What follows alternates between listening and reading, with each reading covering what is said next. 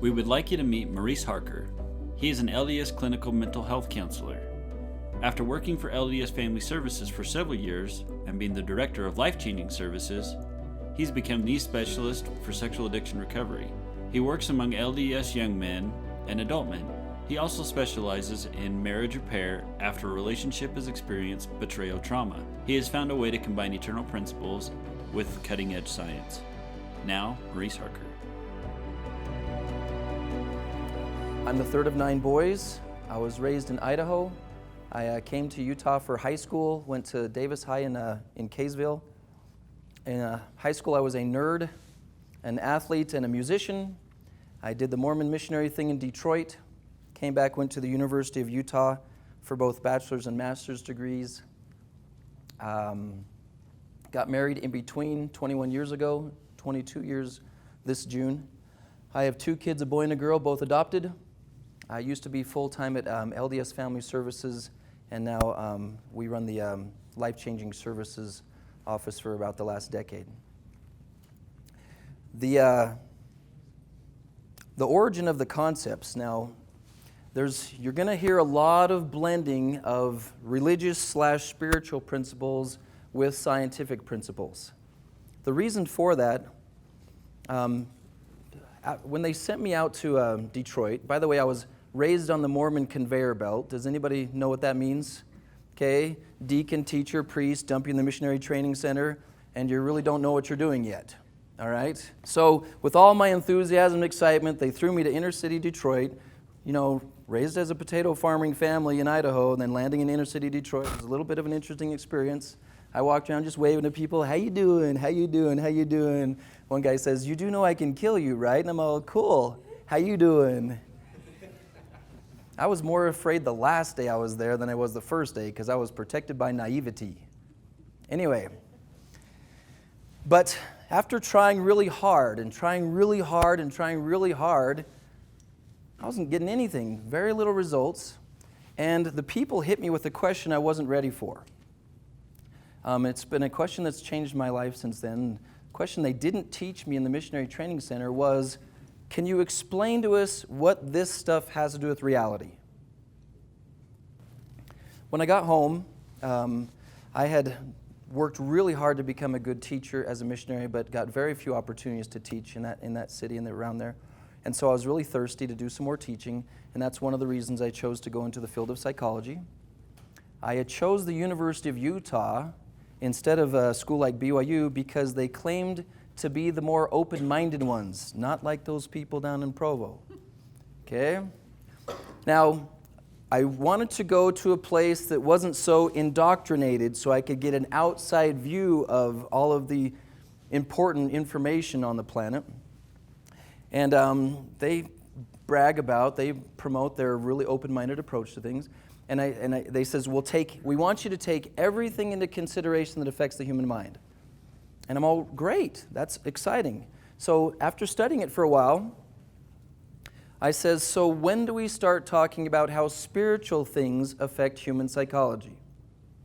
And they says, oh, that's not relevant because it's not actually real. That's just something people make up in their head. And maybe when I was younger, you might have been able to convince me that that's just all in your head. But by that age, I'd had some legitimate, unignorable spiritual experiences that had had a relevant effect on my psychology. And so what you're going to see today is 25 years worth of work on how to connect the two worlds and turn them into something that's actually applicable that you can use and 14-year-olds can do and kids that are even younger than that. As I was studying, as I was learning, as I was trying to figure things out, one of the things I discovered is that God is a good psychologist. Okay? It's not one of those things you'll find in a textbook somewhere. I also found out that prophets are smarter than scientists. And so what I had to do is when you listen to prophets, they don't talk in scientific terms. All right? So I had to do a lot of sifting and sifting and sifting and sifting. And to try to make sure what I teach you is based on true principles, I've averaged about 1 general conference talk per day for the last 25 years. All right? That's my responsibility. My responsibility is to make sure what I teach you can be well incorporated with the teachings that have been around for a long time. This is where the topic of our conversation becomes vitally important. The overall idea is that you came here, most of you came here for somebody else. All right, I'm here to make somebody else's life better because mine's good enough. Okay?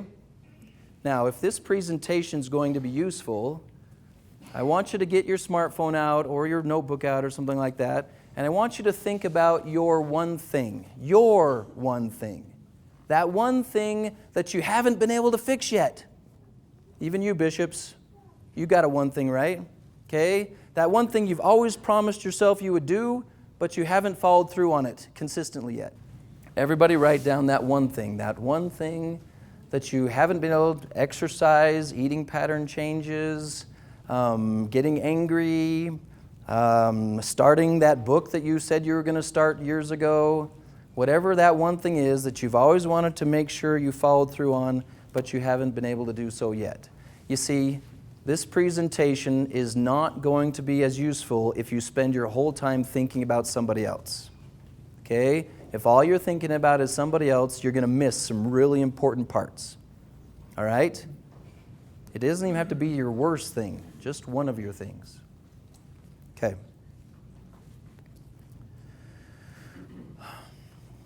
If you are here because you want to serve other people, if you are here because you want to help somebody else, one of the first things you're going to discover is if you can't relate to them, they're not going to listen to you.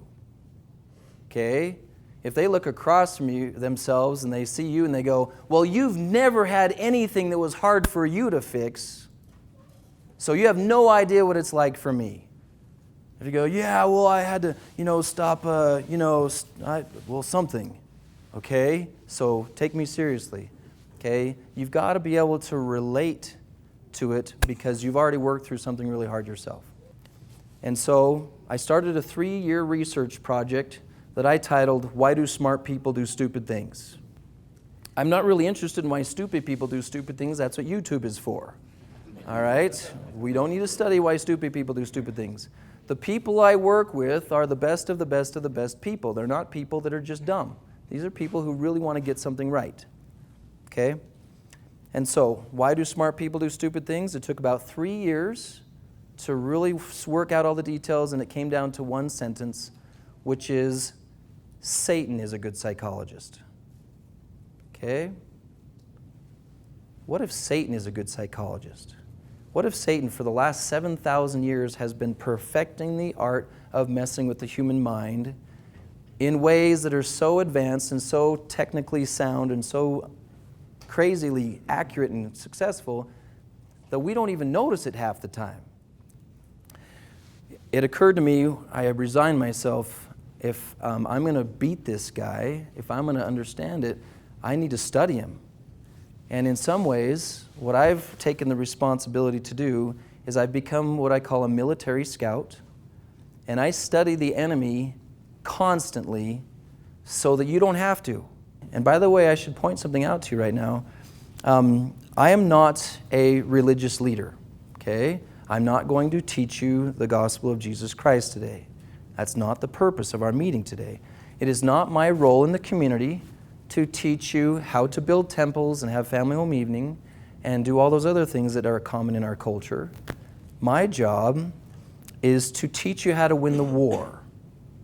That's my job. My job is that if we consider ourselves like a Nephite city, my job is to sit on the edge of the city, to watch the enemy, and to teach you how to beat the enemy. There are others that will teach you how to do everything inside the city. So you'll find my presentation very biased and very attentive to one thing. It's almost as if someone comes up to Captain Ronai and says, man, it seems like you're thinking about the Lamanites all the time. Okay? Yes, I am. Okay, don't you think you should think about something else? It's my job. It's my job to protect the city. It's my job to teach you how to protect your city. But after 25 years of research, I've found that there are very specific activities and principles that have a massive psychological effect on the human mind, and they just happen to be spiritual in nature. Okay? So I'm actually teaching you science today, although it'll sound like I'm teaching you religious principles. All right? So, the first thing we need to check for or to look at is the psychology of our opponent, the psychology of our enemy. Okay? How do you say your name, dude? I was trying to read it on your badge. McLean? Okay, do you know anything about what was going on before Adam and Eve up in heaven? Have you ever heard of the war in heaven? Okay. Satan was trying to get a whole bunch of people to follow him, and there was a little bit of a fight about it, right? You've heard of a thing called the war in heaven? And according to the information we've been given, he was able to get about 1/3 of the people, the spirits, to be on his side, fighting against the other side. Now, did you play any video games that involve shooting people? Sometimes. Don't say that out loud, because your mom will say, you still have that game? Okay, I want you to imagine you're the leader of a giant army, okay? And you're going up against another giant army. Who do you kill first on the other side so you can win? Their leader. Their leaders. Why? Because they need a leader. Notice the instincts of even a young man understand the concept that if you want to fight against a large army, you go for the leaders first. You don't go for the weak ones. I've been asked over and over again when young men or adult men come into my office, and I've interviewed thousands of them, and they say, okay, we are the parents, we're the leaders, we're the ecclesiastical leaders. What's wrong with these people? We need to know the common denominator. What should we watch for when it comes to what's wrong with them? And there's only one common denominator I've been able to find. They are all threats to Satan. So if you feel like you're getting beat up really bad, and the dark side tries to convince you that's because you're more broken than the average person is, no. All right? The reason you're getting beat up all the time and frequently is because that's how much of a threat you are to the dark side. This is one of the most vital principles to begin with. If you are working with the person with the assumption that there's something wrong with them, you're going to start the whole process wrong. Haven't you noticed, ecclesiastical leaders and parents, that there's something right about your kid? There's something right about this person. Even those of you who are in dealing with a spouse issue, the reason you married the guy in the first place is because there was something right about him. Okay? You had that little thing inside you that says, I don't know why. My wife explained this to me too. She goes, I don't know why I married you. Okay? All I knew is it seemed like there was something right about you. The next concept is how. Now that we know the why, how? How does he do it? How does he take a genius, a smart person, a careful person, a priesthood leader, an elders' quorum president, a bishop, anybody who is you would think could win every battle they have? How does he get them? All right, Heston, you ready for another activity? I want you to pretend you're like 19, 20 years old back in 1968, 69, and you're like awesome, right? Okay, and you go to boot camp, because that's the thing to do back then, and you're so cool, you become the leader of your troop. So, they take you and your men, fly you over there to Vietnam, dump you out of the helicopter. You don't even have time to empty your bags. The captain who's been there for a while runs up to you and says, drop your bags, grab your guns, see that mountain over there, go get it. Yes, sir. Okay? And so, you got your flamethrower in one hand, your machine gun in the other hand, all your men behind you. Just like in the video games, huh? So you're almost there. You're about to take the mountain that they pointed you to, and the enemy steps it up a notch and pushes you and your men down into a bunker. And you're trying to figure out what to do now, right? So you're thinking about what to do, and then your radio crackles. Sounds like some guy from Texas on the other line. Hey, soldier, looks like you're in a tough situation. I'm sure glad I'm not you. Really? Okay. Do you want to help me out here or just make fun of me? Oh, yeah, sure. Just go here, and here, you'll be fine. Thank you, right? So you start following his instructions. Halfway out of the forest, the enemy jumps out of bushes, kills all your men, and right before their leader kills you, he shows you the American radio he stole the other day and talks to you as if he's from Texas. Is that fair?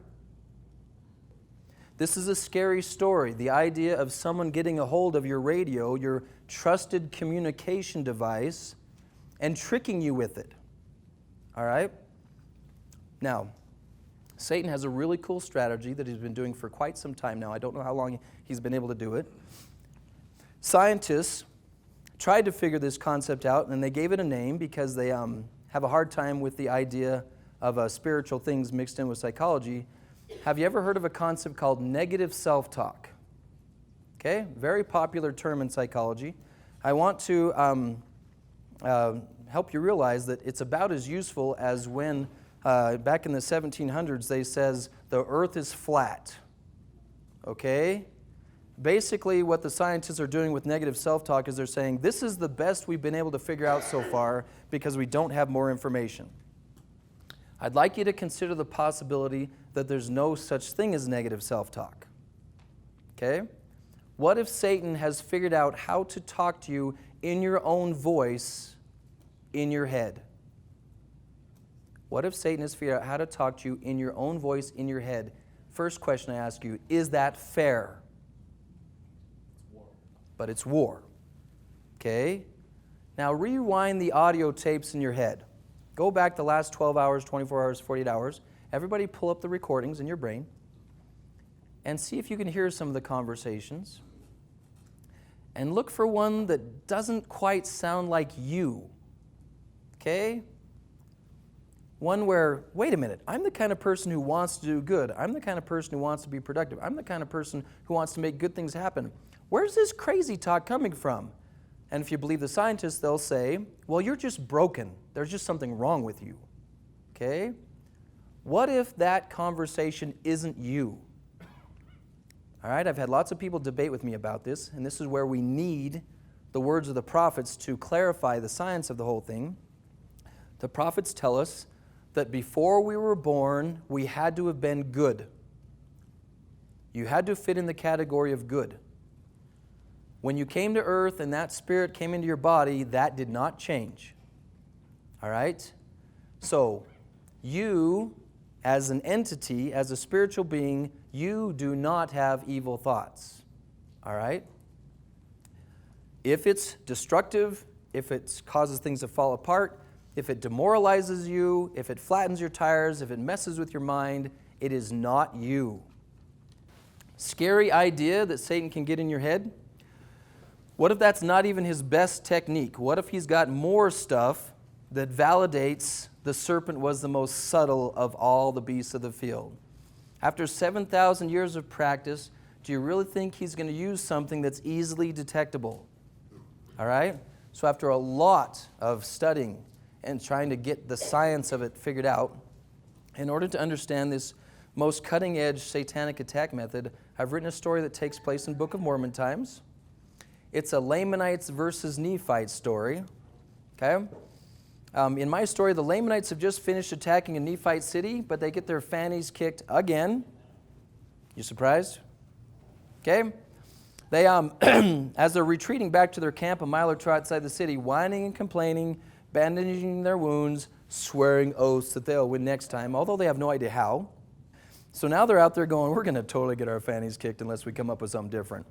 So they're pacing back and forth, and they're going, well, one of their nerdy guys, if you can imagine a nerdy guy, runs out in the forest, he comes back, he's got his glasses on, his pocket protector, and his loincloth hiked up to his rib cage. All right, y'all get that picture in your head? He comes running out of the forest, and he says, hey, I just found this really cool plant. If we rub it in the water source of the Nephites, we could get them stoned. They find the river water that goes down to the Nephite city and start rubbing the plant in the water. Not too much, though. How come? They'll notice it, okay? In the meantime, Captain Moroni's down in the city with his men doing their push-ups and their sit-ups and running laps and chucking spears at each other, getting all hot and sweaty, drinking the water, okay? 5 days of this goes by. The Lamanites decide to charge on the city. Charge! Captain Moroni sees him coming, tells his men, charge, looks behind him and sees, let's do this, boys, bring it on. Why are his men acting like that? Because they're stoned, right? Now, Captain Moroni gets a little desperate. He's scared, right? His men are high. What's going to happen? How's the story going to end the way it's playing out? They're going to get slaughtered. So he panics, and so he does what he normally does and says, come on, guys, fight harder. Okay? Does that solve the problem? Why not? They're wasted. Can you see a bunch of wasted guys fighting harder? Ah! Ah! Ah! There you go. So Moroni says, all right, guys, new plan. Concentrate, fight smarter. Is that going to solve the problem? And then he ends up going, all right. Now we're going to sing a hymn. Does that solve the problem? I've always enjoyed the idea of a room full of guys that are stoned singing hymns. Okay? That'll solve the problem, right? Now, do you hear something familiar about the solutions that they're being proposed here? When we are working with our warriors, when we're working with people we care about, and they're drifting towards stupidity, and they're going to get slaughtered, we tell them, just fight harder, fight smarter, or sing a hymn. Just fight harder, fight smarter, sing a hymn. And then they lose anyway, or the most popular one, if it gets bad, call me. Okay, I love that one. If it gets bad, call me. All right, I can't even find my phone, man. I don't even know what's going on. All right. Now, I want you to think back to that thing on your piece of paper, that thing you wrote down in the corner that you don't want anyone else to know about, that one thing that you struggle with, right? And I want you to think about the 15 minutes to an hour before it was time to follow through on that. Okay? Think about the 15 minutes to an hour before it was time to follow through on that. A very common one is, I'm going to wake up and go to the gym at 6 o'clock in the morning. Okay? Totally committed to it. All right? You wake up at 5:30 in the morning, your alarm goes off, and you're going, why is that alarm going off? Okay? That is the stupidest thing ever. Then you have a little note card on the side of your alarm clock that tells you why you are going to work out this morning. And you look at the card and you go, that is the stupidest idea anyone has ever come up with on this planet. Okay? And then you do a very popular thing and you check to see if you feel like working out. Nope. I've checked. I don't feel like it.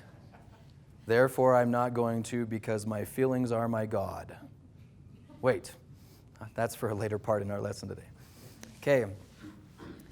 What you didn't check for was to see if you were stoned. Okay? Most people know about the chemical experience as part of being asleep. All right? But your brain's not working quite right in the morning. We call this attack method modern-day satanic biochemical warfare. Modern-day satanic biochemical warfare. So, there's a lot going on in the frontal lobe, but one of the main things is it holds your values, and right next door to that is your planning system. Okay? The other part of your brain that's involved in patterns of misbehavior is your middle brain or your animal brain. All right?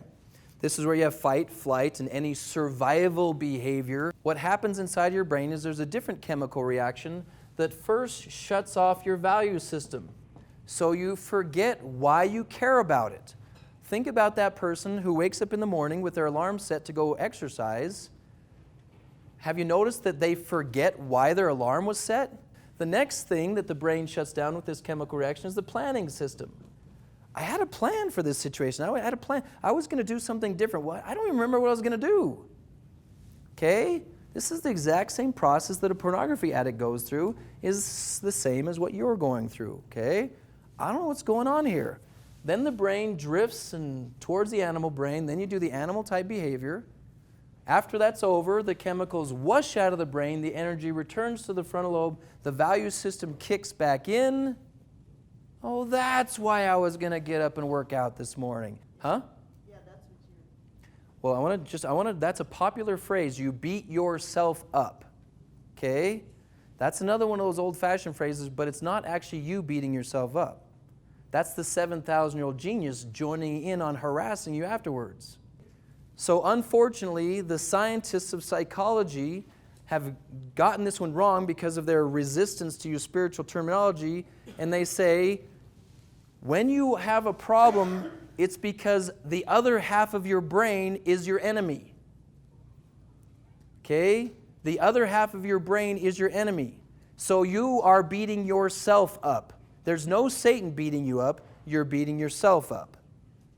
All right? Isn't that the coolest subtle strategy? It is so believable. How do I know it's me? Because I hear the voice and it sounds like me. And if it sounds like me, it is me. Any of you out there have experience with the Holy Ghost talking to you? Doesn't it usually sound like you also? Okay? And it's hard to tell who's talking? So it's so easy for us to give the Holy Ghost credit for talking when it's actually in our own voice. And it's positive. Why do we resist the idea that Satan can also talk in our voice? Okay? Well, I've got to take some responsibility for being a messed up person. I get that one all the time. Okay? My response to that is, it's not uncommon for a guy, man, I talk to men a lot, he's out plowing his field, he's out doing his job, he's being a good Nephite, and a hand grenade flies over the wall and lands right in front of him. Is it his fault that the hand grenade landed in front of him? Okay? But now he has responsibility. Okay? I will tell this all the time. It is not your fault that deviant ideas come into your head. It's not your fault. But it is your responsibility to do something about it. We're not going to blame everything on Satan, saying, well, I blew up because of Satan. No, you blew up because you didn't take the responsibility to learn how to get the hand grenade out of there. That was your responsibility, was to learn how to win the war. Scriptures, both the Book of Mormon and other scriptures, talk about bondage, and it's really easy to parallel addiction with bondage. And unfortunately, the scientists or family members around us say, listen, if you have an addiction, just stop it. Okay? That's a really neat idea. All right? Especially if you're one of those guys that are older and says, I had a problem like that when I was a kid, I just stopped it. Why don't you just be like me and stop it like I did? Okay? All right. But how many times is there a story of bondage in the scriptures where they didn't escape the first time and they didn't escape the second time? I've had guys say, you know what? It only gets really hard when I try to escape. I try to escape and it's like Satan's all over me when I try to escape. So I'm just going to resign myself to being in psychological prison my whole life. I'm a great plan, okay? If you understand it from a military perspective, why do the Lamanites get more ferocious when you try to escape? Isn't that just normal and to be expected? All right? So if you're surprised, how come it's getting worse? I get that. It seems like it's getting worse. The stuff you teach just makes it worse. Well, I'm teaching you how to fight now, okay? It's not going to be worse forever. You are going to get away from the enemy at some point. You don't have to fight so hard. Then you can just patrol your borders and it'll be a little easier on you.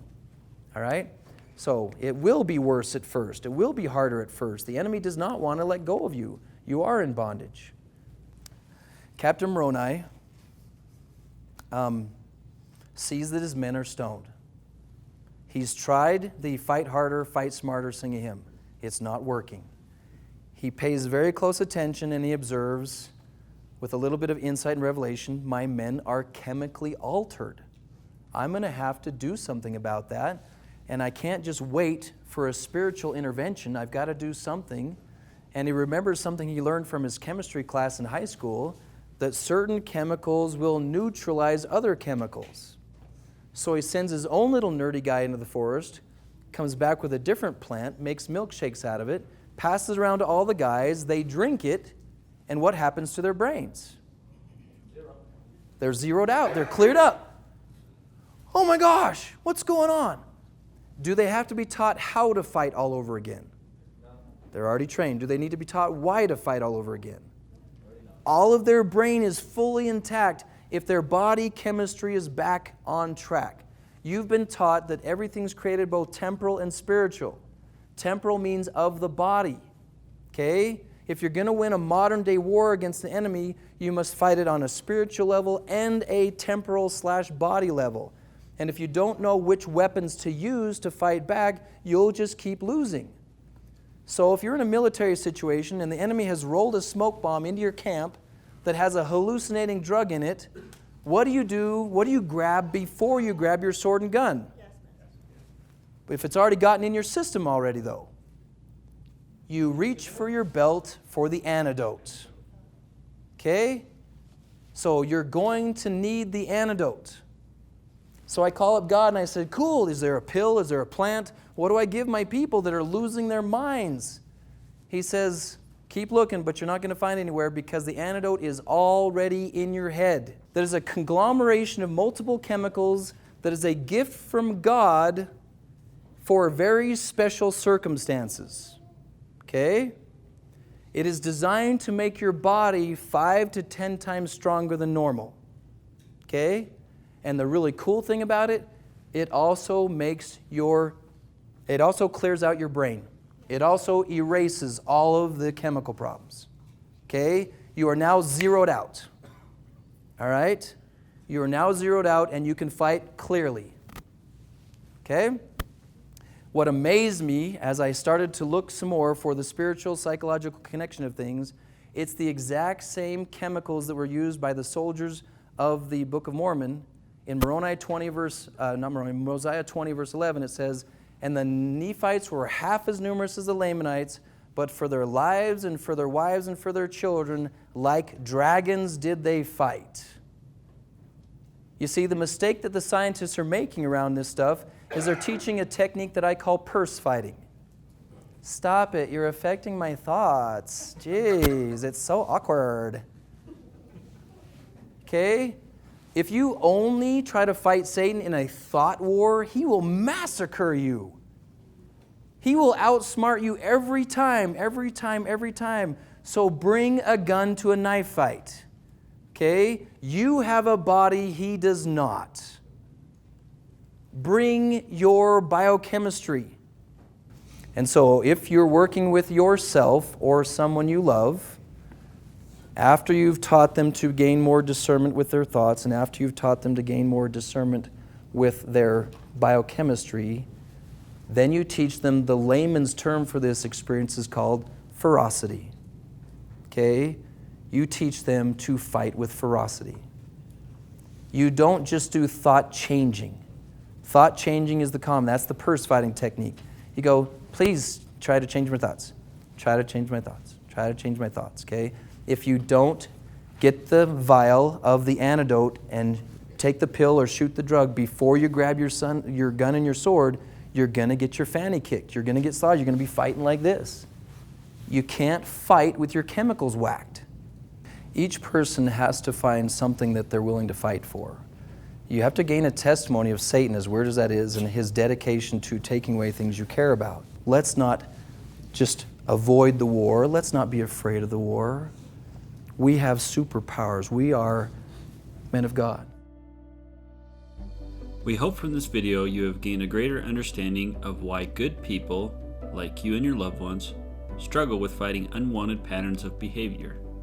Your local church leaders are working hard to help you and to collect a list of trusted professionals as needed. Please shake the hands of your leaders today and say, "The war has begun, it's time for us to talk." Be reassured, your leaders are very invested in your success.